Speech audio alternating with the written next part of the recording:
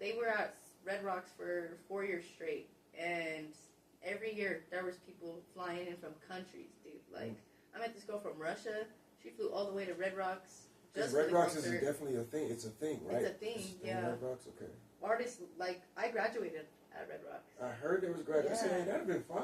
It's so lit because, like, in the back they have like a wall that people sign and stuff. So like, it's to me, I was starstruck because I'm there. So I was there so much that I was like, damn, like these are the same people that have been on here. Like, it's crazy. Like, I see artists that get to play Red Rocks and like they be ecstatic about it. Like, Suicide Boys had like a contract for like 4 consecutive years, and they were there back to back to back and sold out every year.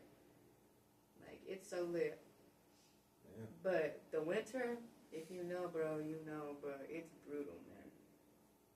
It's brutal. I'm not doing that. I've only been to one show there, and that was Dead Mouse. Ooh. When I first moved here, because somebody said, go to Red Rocks, go walk around. I said, okay, cool. So I drove up to it's early in the morning, it's like 8 o'clock. Drove up there, just exploring, and I saw they were setting up for a concert. At the time, I didn't know they did concerts there. So, but I saw it, so I was like, oh, they must be doing concerts. So I went down to the guys and was like, what are y'all doing? Obviously, said, who's setting up for a show? Da, da, da. I was like, who's performing? They said, Dead Mouse. No clue who the fuck Dead Mouse was.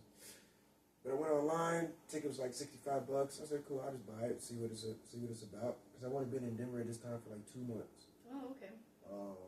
So I left. Went to go get something to eat, came back. It was a good night. It was cool. I've never done no EDM shit, but it was cool. It was different, but it was cool. Yeah. Red Rocks is fun. I've seen Snoop there. I've seen Ice Cube there. Yeah, it's so good. If you have time, I definitely recommend it. And 420 concerts there are the best, dude. Because they tell you can't smoke, but I'm not even joking, bro. That whole amphitheater is up in smoke. Why do they say you can't smoke? It's outside. They say that because they have to, I think, but they don't. They see it in the back. They don't care. Yeah, like what, you gonna stop everybody from smoking? No, they will not do that. You're not. That's crazy. Yeah, we're outside. Snoop Dogg on stage. Of course, I'm gonna like to play. Exactly. Damn, yeah, I would like to see Snoop. Who else comes out here for 420s? What is it called? They have 420 on the Rocks or something. Yeah, 420 on the Rocks. They have the Up in Smoke. Or no, they have another one that's like the day before, but there was Ice Cube the 2 years before, but I know Wiz Khalifa's been here the past 2 years also, and he's been here a couple of times on 420 because I know a lot of people have went every 420 to see him. Yeah. But there's a lot of different concerts. Like they have one at the Civic Center, and they have like a big old bash. It's crazy. Like they go crazy here for 420. I would have thought there would have been more places to like smoke. And what I mean by that is like more places to smoke inside. Like lounges and stuff? Yeah. I would have thought living in a city where weed is legal, there would have been like hella spots to like post up and stuff. Like a movie I would have thought there was a movie theater to smoke. I would have thought there would have been like restaurants that you could smoke in, like specifically for like 420 shit. Like you come here, just know that people are gonna be lighting up. Yeah. Like back in the day when niggas could smoke cigarettes inside, I thought moving out here was going. Even the clubs. I remember when I first came out here, I went to the strip club. I couldn't smoke in the strip club. Really? Like, nigga, what? They stopped me from smoking in the strip club. And smoking anywhere. I went to Whiskey Row one time. I tried to smoke. They said no. I said, this not Atlanta, bro. Atlanta, you just light up in the gas station, light up. Really? Damn. As long as you ain't causing a disturbance, they don't care. Or you chilling? Yeah, so I come out here and it's like, damn. Like, not here. I know they have some speakeasies that do some stuff like that. So that you smoke. Yeah, but it's hard to find them. Like you got to know people to find them. Damn. Is there like it must be a law or something? No? Or is this, I don't know. I feel like they missing out on a whole bunch of bread. No. To open up some spots. Someone needs to start that. Yeah, like a breakfast spot where I can smoke. I'll be in that bitch every Sunday. Dude, yeah. Like a bowling alley where we can smoke. Like just anything where you can just smoke inside. That would be fun. But that's what I thought. That's what I thought Denver was. I thought it'd been more. I mean, there's a couple of spots like Tetra Lounge. It's 21 and up, so I don't know if you guys have been, but Tetra Lounge, you can go and you can smoke inside, and they got video games, TV, they do events. So that's like the only spot I know in Denver where you can smoke inside. They have events all the time. They probably have an event today. Yeah, they always doing stuff. But shit, I would have thought of it more. Honestly, I ain't gonna lie to you. You would think the way people like talk about Colorado and marijuana is so much, you would think there would be way more. We can smoke. See, that would be fine. It would be fine. That's what I'm talking about. Like, sheesh. So yeah, I guess I'm gonna look that up because if it's not a law, it's gotta be. There's gotta be something here. What do you mean something like? Something to do like that. Yeah. But there's gotta be more. There's gotta be more. How do you feel about like I tell people I live in Aurora and they're like, oh, how's it living out there? You scared? I'm like, nigga, what? Is Aurora like supposed to be a bad side of town or something? I guess up here people say that, but when people think of Aurora, they like compare it to Pueblo in certain parts. So I'm like, I don't know. I would go to school in Aurora. I don't know. I'm also a girl, so I don't like to be anywhere by myself. Yeah. But Aurora don't scare me. But everybody I know is like Aurora and Lakewood. It's like the bad spots. I don't know. I'm not really. People are just scared of crackheads. That's what it is. Yeah, I didn't know y'all had such a drug problem. Oh, bro, it's bad. There's two things I want to say about that. I didn't know y'all had such a homeless drug problem, and I also didn't know that coke was so sociable out here. Don't get me started, bro. Please. Dog, back home, since weed isn't legal, that's something that's taboo. But out here, since weed is legal, it's nothing to y'all. But I've been in so many situations where coke is just part of the conversation, and I'm like, and there's nothing wrong, fine, do what you do, but it's just it's not hidden out here. No. They talk about it. And I said, dog, that's a different world, for me at least. Because back home, I know niggas that do that shit, but they don't talk about it. But I come out here and I'm like, bro, this is sociable. I said, no, I don't want to hit it, bro. I'm cool. Do you know how, in the movies, they be talking about white kids with coke? That is how living in Highlands Ranch was, bro. Jeez. I'm not going to get too... There's this Christian school. It's a private Christian school. And the first rumors I had ever heard were about that school. That all them kids there did coke. And then at my school, there were girls in the bathroom doing lines off the toilet. Them girls were nasty. In high school. And now that I'm in the modeling industry, you see how many people got their nose in the booger together. It's a lot, bro. Mm-hmm. And LSD is a big thing too. Back home, everybody just smoke weed. It's either that or you're on pills. So, but they don't. I don't know. Kids don't really do coke down there. But up here, it's so big. It's big. I go to parties and I'm like, get me out of here. No. Now, I like to watch people on coke. I ain't gonna lie. I'm a people watcher. So they be tweaking. Man, I love to see them before they hit and then after they hit. It's just so cool to do. They're not cool, but it's so entertaining to see them change, bro. As long as they're in a safe environment. I'm enjoying watching them tweak out. I always say let people do what they want. You know what I mean? This is your life. Live it how you want to do it. Ain't nobody gonna stop you. Bro, I found myself at I was hanging out with this this lady, and we went to a Halloween party. She was she's Mexican. She was like, you never party with Mexican. We'll be partying all night. I said, okay, cool. I'm all for that. Whatever. We could party all night, but I didn't know that's what she meant by party all night. Oh. I was sitting there this is what she was trying to keep you awake all night. Yeah, I mean, I didn't do any that night, but everybody in the spot was definitely on the shit. And it was cool. Everybody was chill. Nobody did no wild shit, but it was definitely something that I've never seen, and it was cool. But it was cool though, because I was on the mushrooms. So I was posted up, had my beer, and I'm just watching everybody just. Some people couldn't, some people could have their composure, and you had some people that don't have their composure. Yeah. So it's just entertaining to watch. I've never done nothing but smoke some weed. Not even a mushroom? No. Well, just because, I've always been told, like, don't do them until, like, you're mentally stable enough. Because I know people...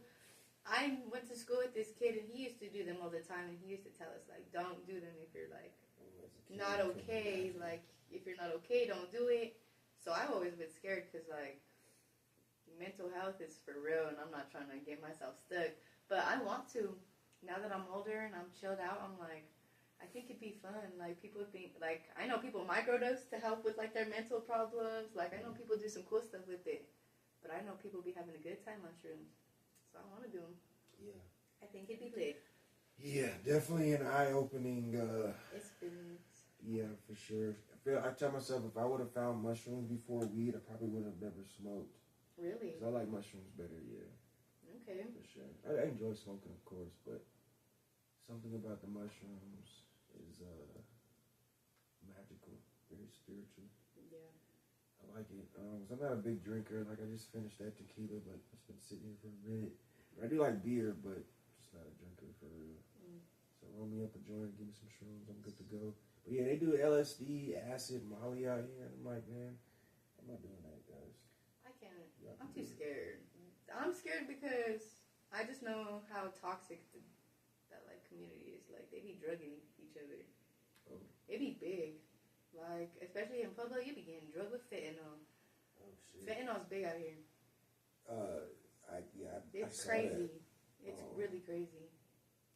Denver's an upside-down pineapple city, too. Yeah. I didn't realize that until I moved down here. Yes. I said, guys, leave me alone. Yeah. You will be driving down downtown Denver, see upside-down pineapples on people's houses. Just letting you know what's up. Yes. Yes. My mom didn't even know what that was till we moved out here to the white folk community. It wasn't like the Nextdoor app. If you know, you know. Oh, they put it on the app? Mm-hmm. They got pages on Facebook. They are aggressive. Listen. Oh, these white folk, one thing about them is they know how to get what they want. They will get it. There's no shame. At all. No. Preach to them. They must be happy or something. Living a life. Couldn't be me. Could never. Oh, I'd be sick to my stomach before. Like, you even love each other at that point. I think they do, though. Like, that's what's weird to me. Like, is that what makes you happy for real? Like, that's a different level of love to share your partner, dog. Yeah. I don't know. Maybe it's just because I'm young, but I can't. Maybe I'm just too stingy. Nah, I feel like people who do it at the old age probably was dibbling dabbling at a young age, too. Creeps. You know what I mean? Like, I don't think... Well, I mean, I guess you could convert older in life, but I feel like you probably always had it in you, though. Yeah, like, you always just a little nasty. You just cool with sharing and swapping and swapping, bro. Nah. Couldn't do that at all. What else do you want to touch? Well, you're in a relationship. Usually I like to talk about... I figure you guys are in a relationship, but usually I like to talk about the dating scene in Denver. But, I mean, I guess, you guys are together, so... But before you guys got together, it was the dating scene trash out here. Like, I hear some stories. You don't got to touch on it if you don't want to. No, it's trash. It's trash? It's trash. I don't know if it's just a Denver thing. I think it's just a society thing. Because these kids have no class, no grace, and these boys who are supposed to be men are being raised by just women most of the time, which makes them act like bitches. Like, yes, and if you have a dad, then you just toxic and you just think it's okay to be a whore bag. And I was friends with a lot of dudes, and I've only had one prior relationship, and even just having guy friends and talking to people, it's just crazy how quick someone thinks they could disrespect you. Like, in this society, a dude could think, I think it's cool to be like, this is my bitch. Who? Because you could ask him, I don't play about my respect. Like, I don't know, that's just a me thing. I know some girls are like, oh, he's protective over me, like, he don't let me do, no. What do you mean? No. Like, that's one thing. These boys are controlling. Like, you can't shine on your own. I gotta take your shine from you. And I think it's because here in Denver, men are so cocky. And I don't know. I don't know if it's just a thing here. I don't know how Atlanta is, but here, these men be cocky. Above all. Disrespectful. Yeah, low class. I've been told that the guys are broke out here. Oh, don't get me started. Don't get me started. Sheesh. Is that bad? Listen, I don't know if it's... I got different versions of broke. I don't care. It's an unpopular opinion. I don't care. Because at your age, I mean, what is broke at like 18, 19, that's 20? different to me. Yeah. You can't ask me what broke is. Okay. Because my life a little different than most 20-year-olds. I got you. So, I got you. Being broke to me is like... I don't even know. Like, no car. Like, you ain't doing nothing. Like, you're a bum. Like, I don't like to call people broke. Because I know if you're working, it's hard to live, bro. Like, it's hard to live. People be living paycheck to paycheck just because they have to. So, like, broke is a loose term. But if my dude didn't have a job and he's in school, I don't care. You got to go. You better figure out. You better find a job. I'm going to help you. We're going to help you find a part-time job. While he's in school. While you're in school. Okay, and, like, to me, if you jobless and you got a vision, you just gotta make sure you're giving your partner some kind of motivation. Like, but at what age does that stop though? I feel like at that age, that shit stops at like 21. I feel like as a man, if you don't have a job by 21 and you're still living off mommy and daddy, it's an issue. Like, I unfortunately lost my mom, and I always tell him if I had my mommy and my daddy, like, damn, I'd be living careless. I'd be living.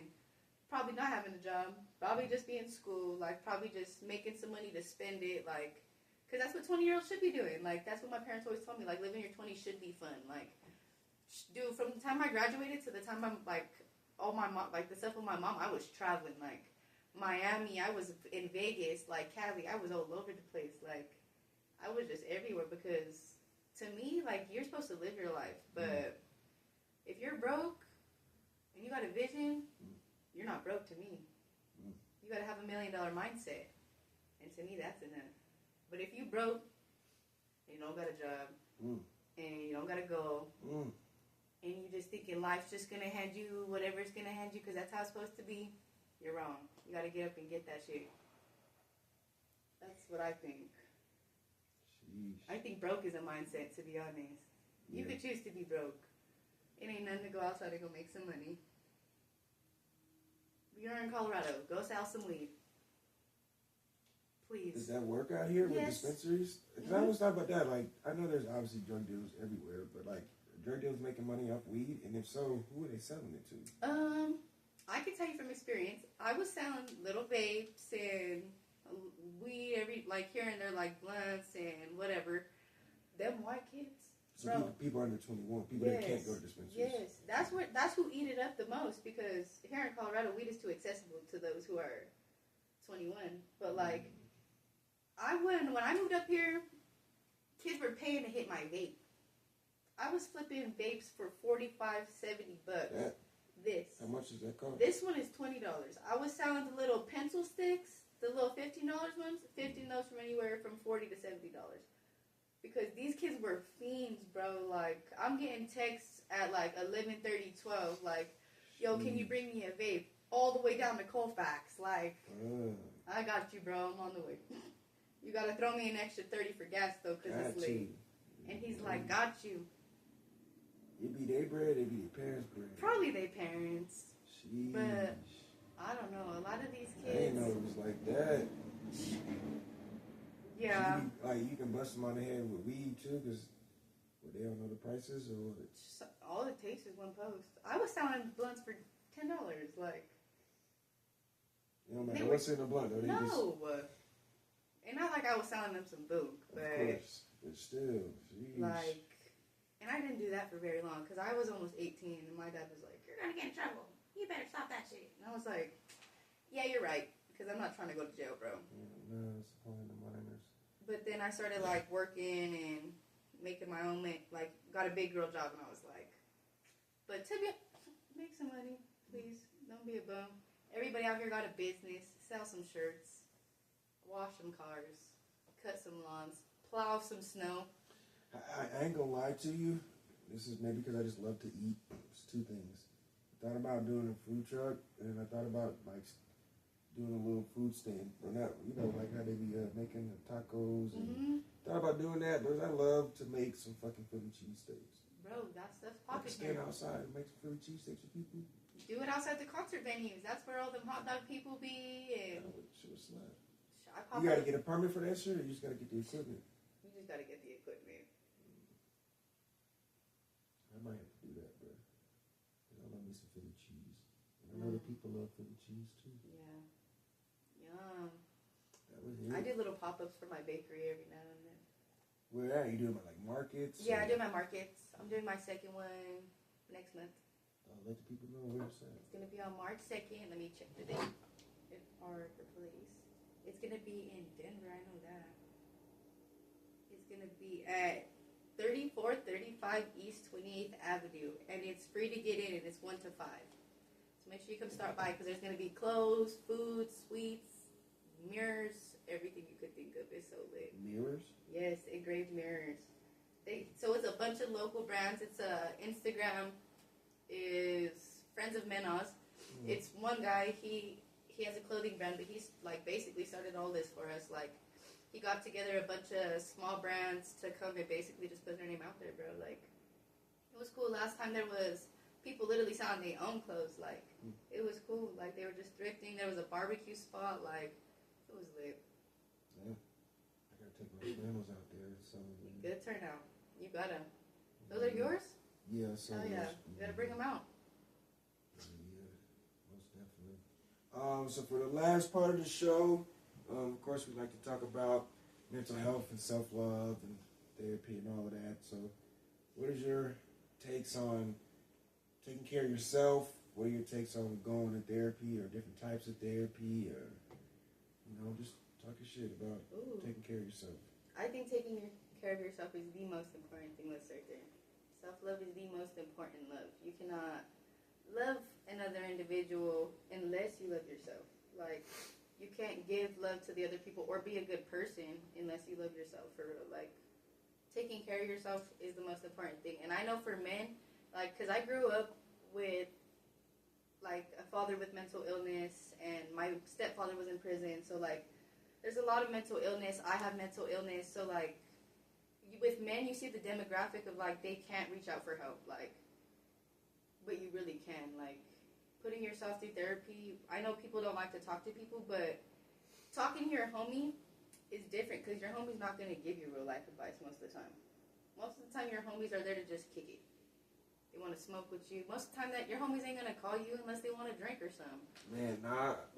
Your real homies will call you, though. Your real homies will. Your real homies There's let you know what's people up. got a few of those. But most of the time, in this society, you don't. Like, my age group, it's hard to find some real individuals that, like, genuinely care about you, especially if you ain't grow up together. Like, I was just telling him, like, I think it's hard to make friends. It is. But I think that's why you have to take care of yourself, because who needs friends when your greatest friend is yourself? Yourself. And when you have a family, all you need is your family, like your wife, husband, kids. Yeah, and even not therapy, bro. Writing stuff down in a notebook. Speaking into your phone, getting them thoughts out your head. Like, I think putting it out there instead of bottling it up is a big thing. That was my thing. Like, I was an angry individual, man. Like, whoever knew me before, like, I'd be thinking about it sometimes. Like, I used to be angry, hateful, like, just like a raging bitch. Like, and I'm young, like, and I had to sit back and think, like, damn, bro, like, this the same energy I'm getting from people, bro. Like, and I changed, and also my whole life changed, bro. Like, most people don't realize you gotta take care of yourself until you lose so much. Like, that was me. Like, I didn't know I had to really take care of myself till I lost my mom, because then everything fell on me. Like, I had to take care of my sister. Like, it was just a whole bunch of, like, when you realize that there's other people in your life that come into you, you have to work on you.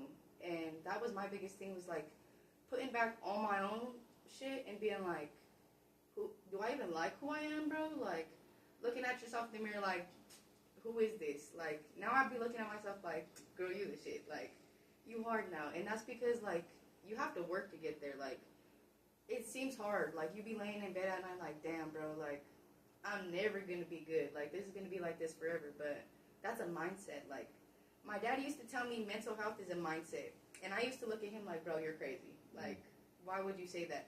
But it is, bro. Like you could be sitting there crying, and shit could be my BPD, please.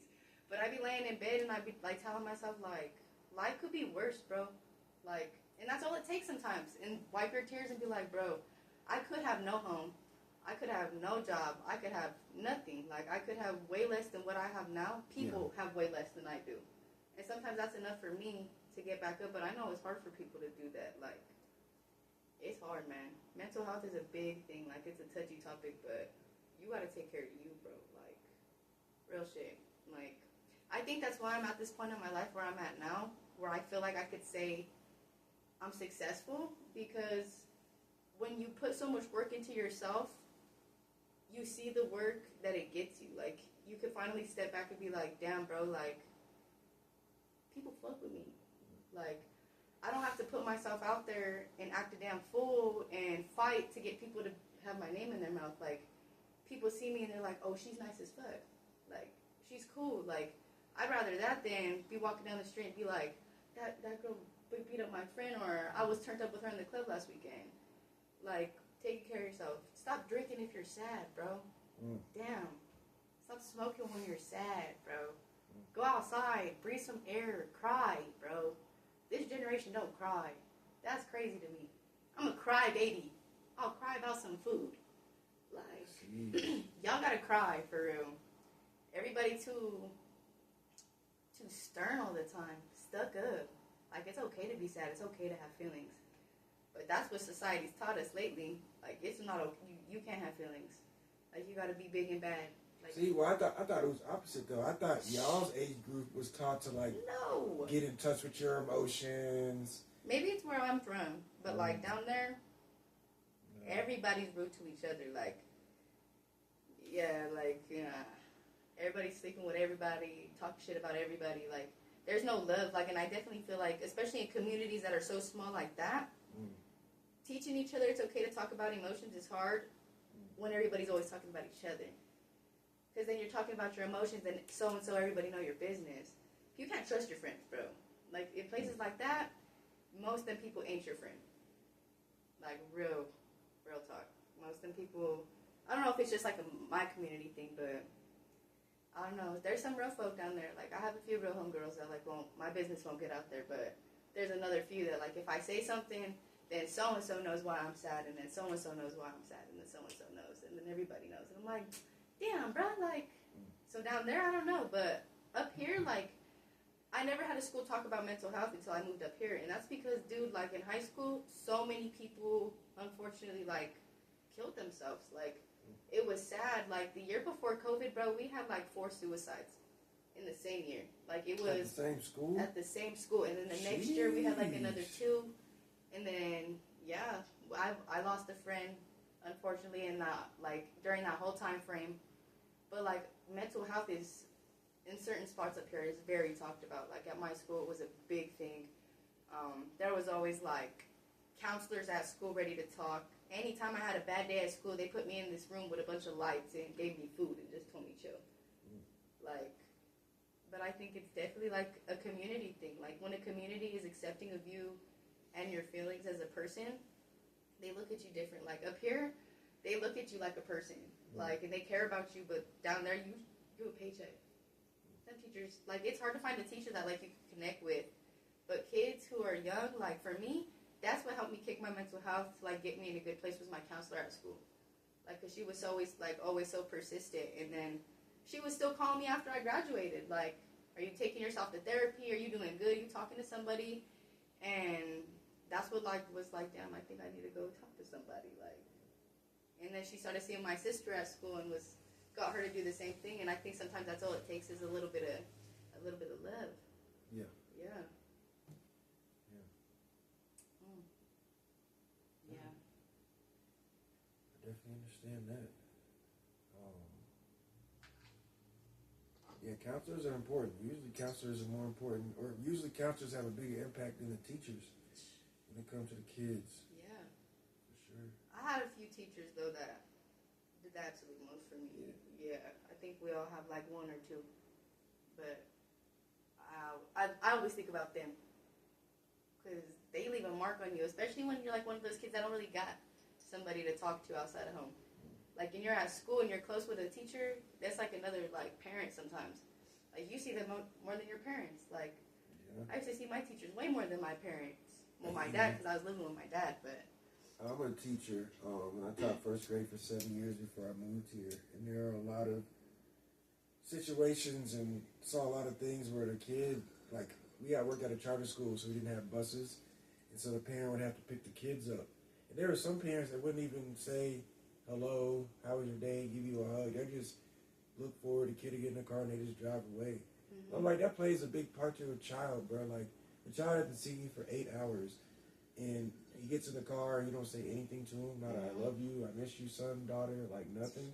Like, that plays a big part. So when they come to school the next day and they get dropped off and the parents not telling them, I love you, have a good day at school today, that plays a part because, shit, you see it. You see it in the kids' energy. You see it in, like, how they carry themselves. Yeah. And it's like, I'm the only person, well, I'm one of the main people that are pouring into this child because their parent doesn't do it. Yeah, they're just tolerating them. Like, they're not raising them, they're just tolerating them. Yeah, it's super annoying. I think that's where mental health starts, is with the family. 100%. Because, like, when, like, my father has undealt with mental illness, like, and I'm a firm believer of, like, two paths you could take when you're put in positions of life.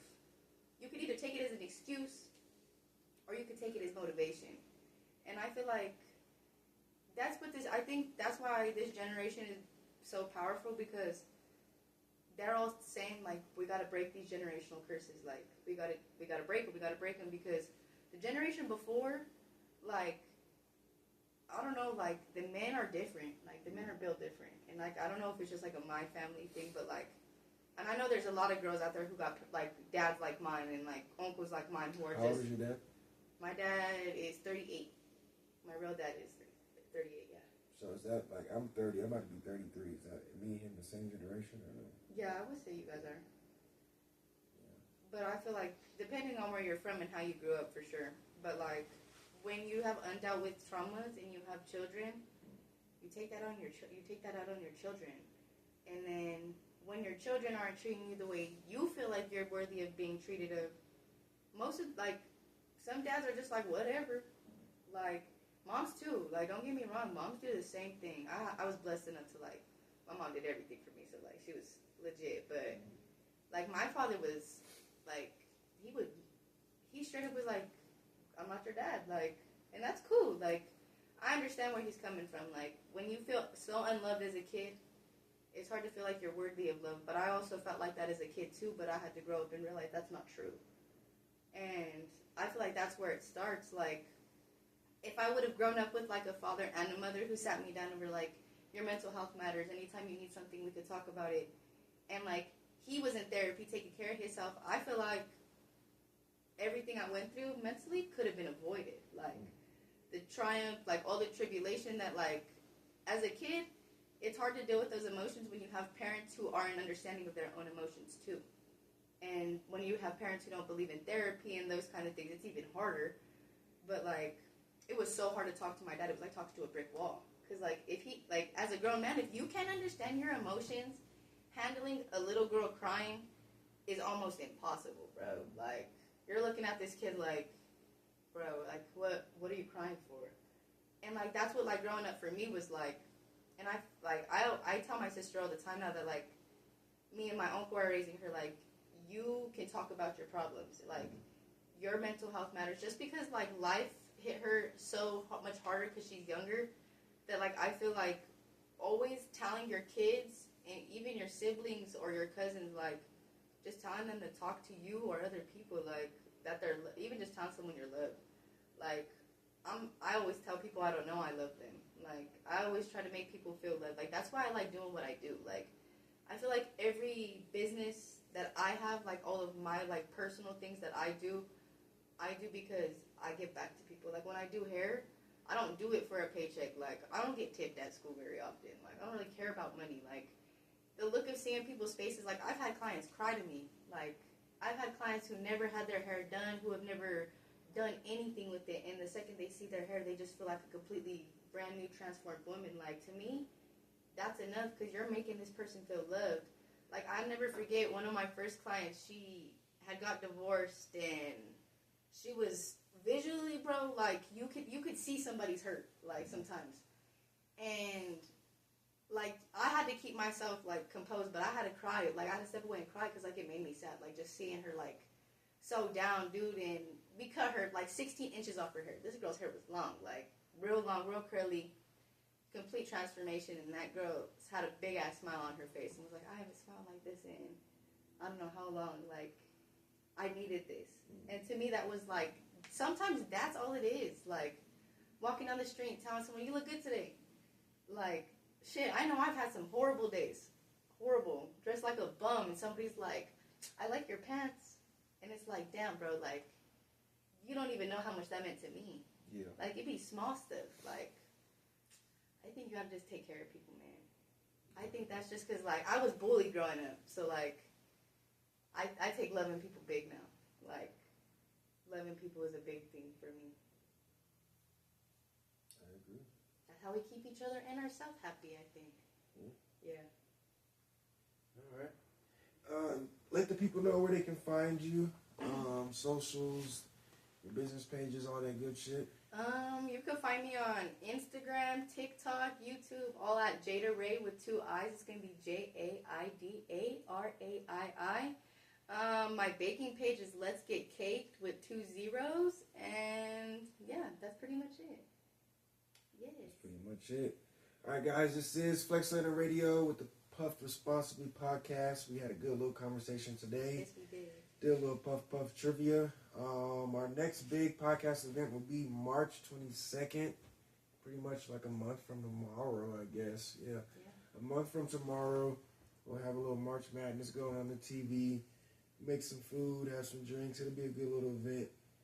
Definitely come through. Other than that, you can find us on FlexCenter.com. Flex Center Radio on Instagram and TikTok. Catch out the YouTube. And other than that, you got any closing remarks and any words of encouragement for the people? Remember to love yourself and stay swagged out, because who gives a fuck what anybody got to say about you? Yeah. Yep. Stay swagged out. Stay swagged out. Peace. That was good. Yeah, that was good. Yeah. Snap, snap, snap. Thank you. Yeah.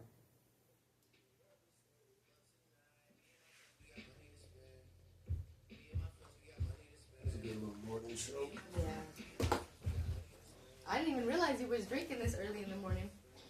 Oh, you know.